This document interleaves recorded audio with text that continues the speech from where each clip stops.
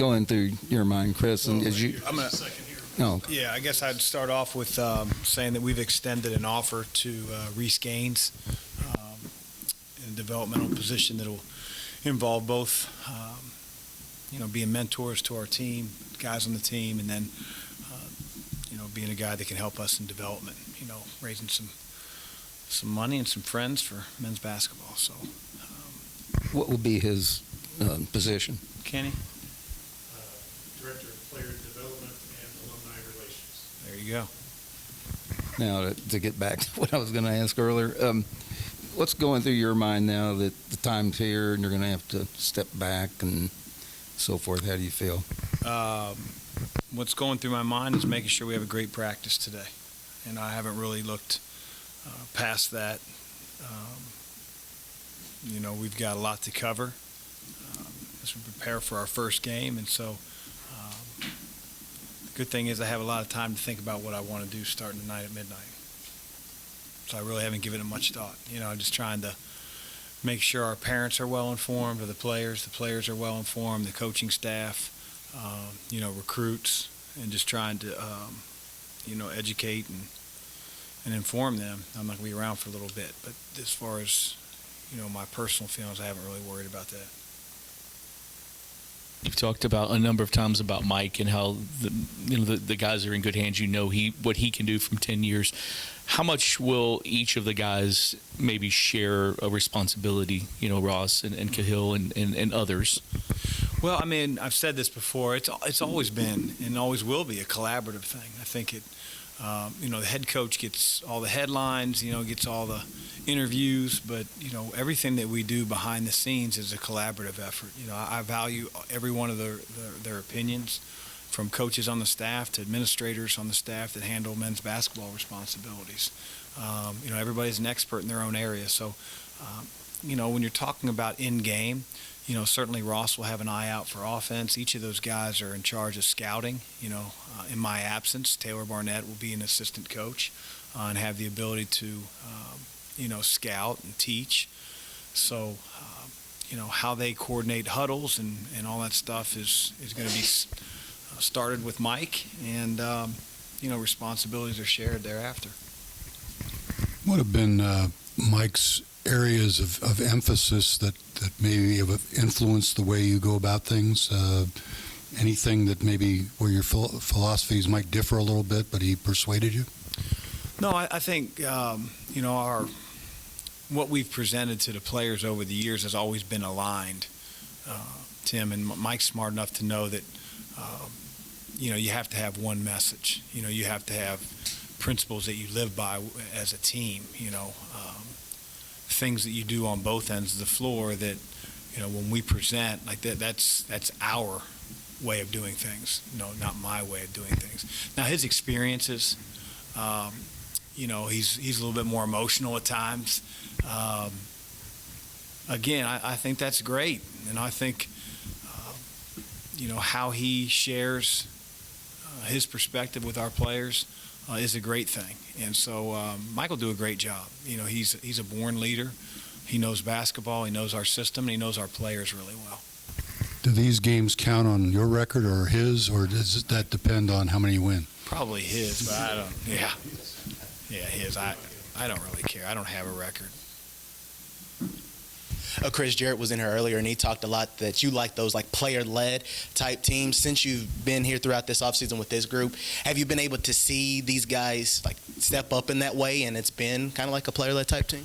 We have some really good older voices. I don't think it's just me that likes player-led teams. I think if any coach would want teams that have really strong leadership, and you have guys that care about the team first, and they make that a priority when they talk to their teammates, when they're in huddles. Anybody that coaches wants that. And so I don't think I'm unique in that sense. We have not faced any adversity yet. Certainly they're going to face a change here at midnight. But I have full confidence, again, the coaching staff and, just as important, if not more important, the players in that locker room and some of the older guys and their voices. So, Jared is as good of a leader as I've been around. Malik's been, been that guy as well, very, very experienced.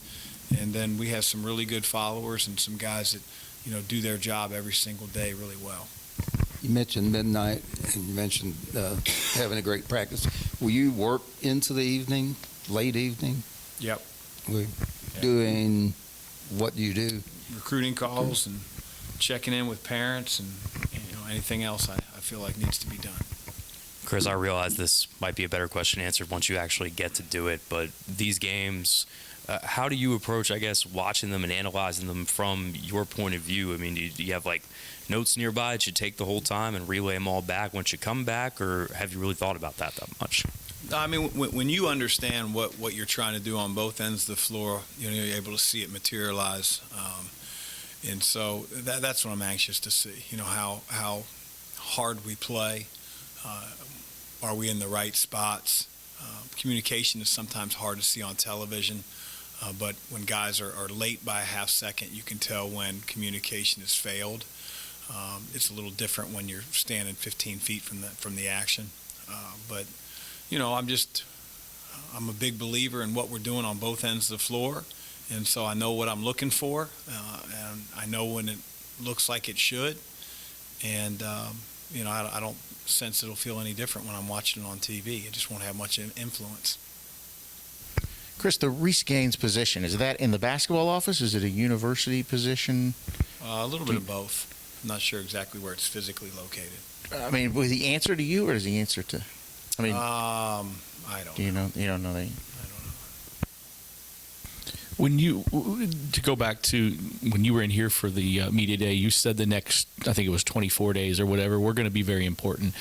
Are you happy with what you guys as a staff and a team have accomplished in that preseason time, the exhibitions leading up to today when Mike takes over? Yeah, I don't know if as a coach you're ever happy. I think we're where we deserve to be. I think we're going to really find out a lot about ourselves over the next several games, and I'm looking forward to that. And then it's our response to that. If we come out of this thing, 3-3, do we bury our head in the sand, or do we have the leadership that we've talked about? If we come out 6-0, do we think we have every answer to every question? So there's a lot that remains to be seen. I feel like we're in a good spot. I think we have to get way better defensively, and we started to talk about that a lot later than when we started to implement our offense in early June. So our offense right now is probably a little bit ahead of our defense, but we'll start to see when we play some real teams here. You also were talking about recruiting. How difficult has it been to have this come right now when it's signing week and there's guys out there that are still on the board that have decisions to make? And what have you told those guys that you are still recruiting in this class? Yeah, it's a challenge with signing day coming up, but we've tried to inform the families as well as we can up to this point, just sort of how to go about if they were to make a commitment, my availability.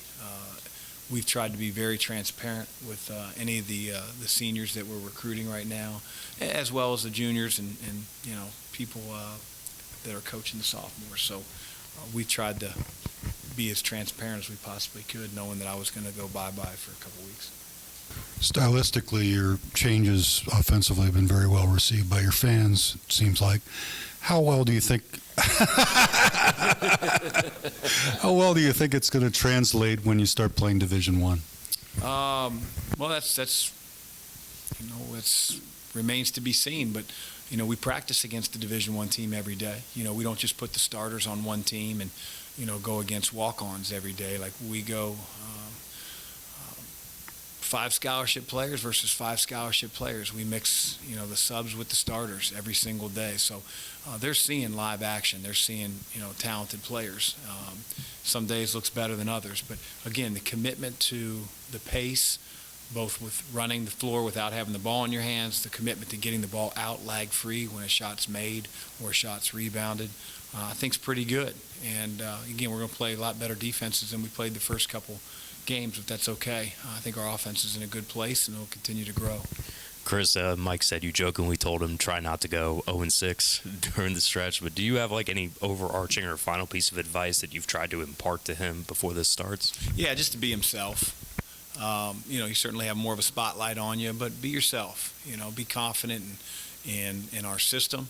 I know he is. He teaches it every single day. And again, he's going to make some decisions that maybe I wouldn't make, but that doesn't mean he's wrong. I think that as long as he has a belief in those, that's what players want to see, is that you're confident in what you do and you're all aligned. So from that standpoint, Mike is very well prepared to take over. Has Mason been limited at all in practice since that last game when you held him out? Or is he ready No, full he's go? been full go. In fact, he won our gold jersey for the week for the guy that led us in Cardinal Waypoint. So that tells you he's not only been practicing, but practicing really well. In terms of injuries, how is Gabe coming along? Gabe's really close. He saw the doctor about a week ago and feel like we have about another week or two until he's, back in action, full speed. He's been participating in wind sprints. He's doing anything 5-on-0 where we tell him not to throw the ball to Gabe. And still guys forget sometimes and throw the ball to Gabe. So he's worked on his left hand. Just to clear, will Taylor be able to do recruiting as well while you're gone? Yes. And how do they, sorry for one more recruiting question, but how will the staff continue to recruit? Will they continue just like you're not, obviously You're not here? Just like I'm not here. They have an off day, they can go watch a kid, and if they want to make phone calls, if they want to FaceTime, if they want to bring a kid to campus, they can do that.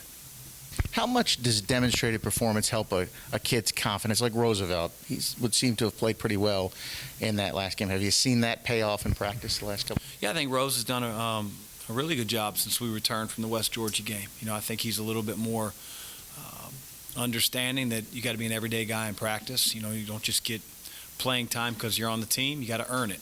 I don't know if he necessarily knew that early on. So, Rose has made a pretty good jump, but again, like most freshmen, that consistency, is what we're striving for. Chris, you've spoken a bit about what kind of Jared brings as a leader, and then like the dynamic element that L brings. But what does Mason really bring to you guys in that backcourt into that rotation? Like, if he brings some confidence. He is a very confident player. He has an ability to change speeds and get in the lane. And he's really strong. I'm talking from an offensive standpoint, but really knows how to use his shoulder, without charging over the defense. He's got a great herky-jerky change of direction, change of speed game, and he's got terrific vision. He sprayed some passes yesterday in practice that I hadn't really seen all preseason. So he's getting juice for these games coming up. And, Mason, I probably didn't include him the other day when people asked, like, who can break a guy down off the dribble, end a shot clock, you have anybody that can create, simply because he hadn't, he didn't play that night when I got asked the question. But Mason's up there with anybody on our team in terms of, like, creating his own. Realistically, how deep do you expect to go early in the season? And given historical patterns, do you expect to tighten the rotation maybe to 8 or 9? No, I hope not. I'd like to think that we're going to play no less than 9 players. 11's tough. That means you're playing 3 centers, consistent minutes. They might get a minute or 2, but I think that we're certainly 10 deep for sure. Anything else for Coach? I'm going to miss you guys. Can we just go a little bit longer, Kenny?